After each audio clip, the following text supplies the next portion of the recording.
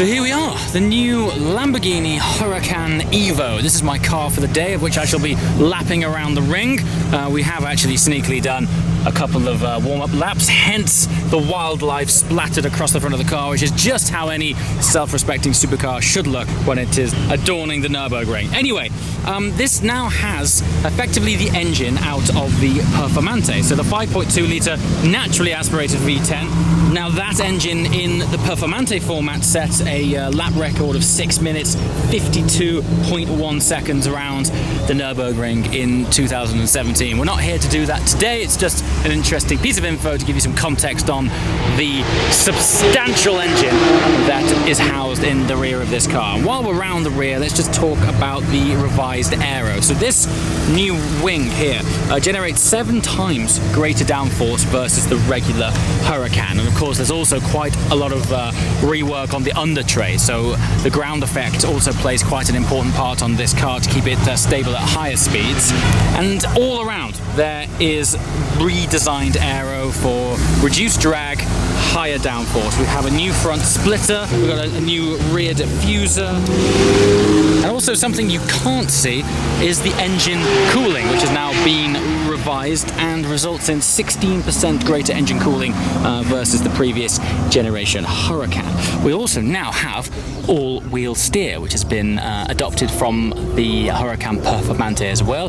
Dramatically increases the agility of the car, and we now have inside revised infotainment system. So here we are on the interior of the new Huracan EVO. Let's cut straight to it, the infotainment screen and what it displays now, which is really trick. So in order to show you this, I actually need to start the car up.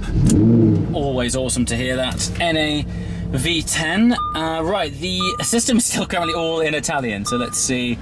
Yeah, I think it's here. See how good or not my Italian is there. Right then, so this system, this now shows you all of the dynamics and instruments of the car from the LDVI system, which effectively is the new central brain. The central ECU has been heavily revised on the EVO, and effectively through a set of very clever algorithms, the car can predict. It predicts how the car will behave based on how you're driving and the surface you're driving on, reading things like steering angle, throttle input, grip levels from the traction control and the stability control, etc. So, for example, when I turn the steering wheel, it can show you here the angle of your wheel. Look, see that? So it actually turns in real time as I do that. Now it's nice to see it, of course, but the important thing is that it's just an example of how much data the car is reading. So, for example, when you have the car in sport mode, which you toggle down here on this conveniently placed switch, so into sport mode, not only do the exhaust valves open up and it sounds cool, the idea of this mode is that it's a more playful mode, and so it still allows you to lean on it, and it's a playful setting, but it reads things like steering angle and throttle inputs and decides how much traction you've got based on how fast you're going, the grip levels and the angle of steering. So if you don't put on enough opposite lock at the right amount of time, the car will trim back with the stability program, but not in a way that sort of interferes with the fun. It's a system that you can lean on, and that's really important. And then as you're driving along, you can see in real time the torque vectoring, and that starts to show up on each individual tire here. So as you're driving, they'll glow and it'll show you how much interaction is taking place between you and the new ECU. And then it also shows you the percentage of all-wheel drive that's being used. Of course, this is an all-wheel drive system. And then down here, it shows you the degree of rear-wheel steering that's also being used, which is technology which has been inherited from the Performante. So yes, that's all pretty trick stuff, but we're at the Nurburgring, so let's see how that applies to the asphalt.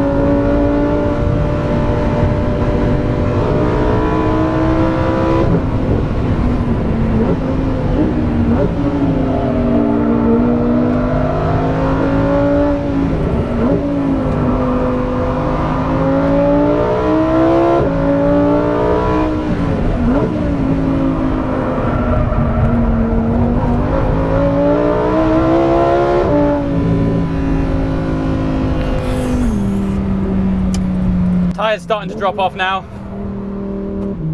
Whew, that was so awesome. So awesome. The car is absolutely incredible.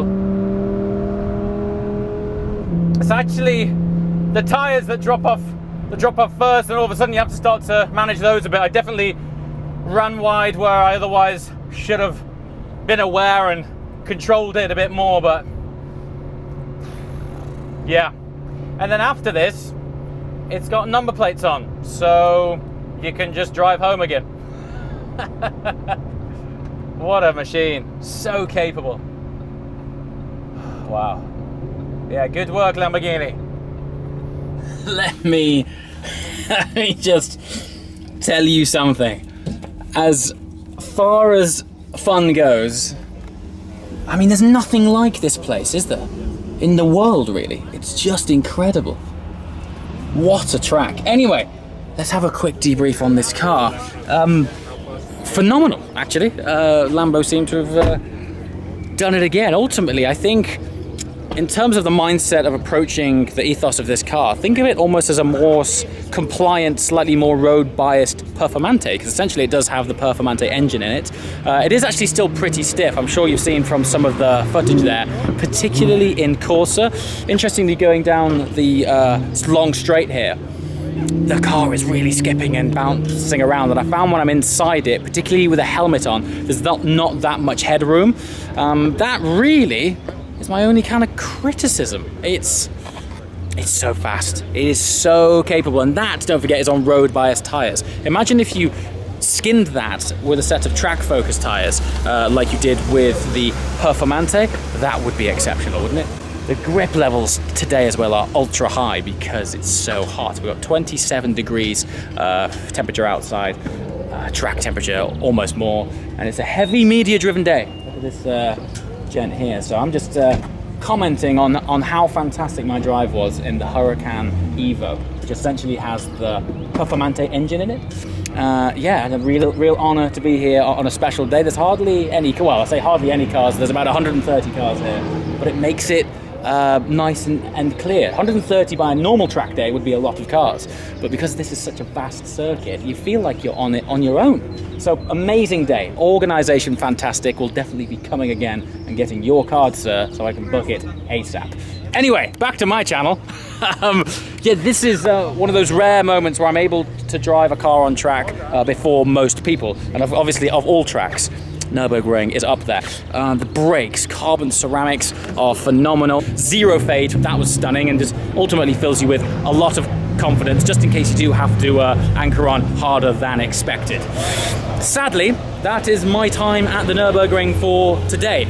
8 AM till 2 PM, just scratching the surface. Certainly isn't enough time. Massive thank you to Lamborghini for giving me such early access. As always, I would love to hear your questions and comments below as to what you would like to see more of the Huracan EVO. It's early days for this car, so no doubt if we ask nicely, we might be able to borrow a car for future events. As always, guys, thank you so much for watching. I shall see you next time. Ciao!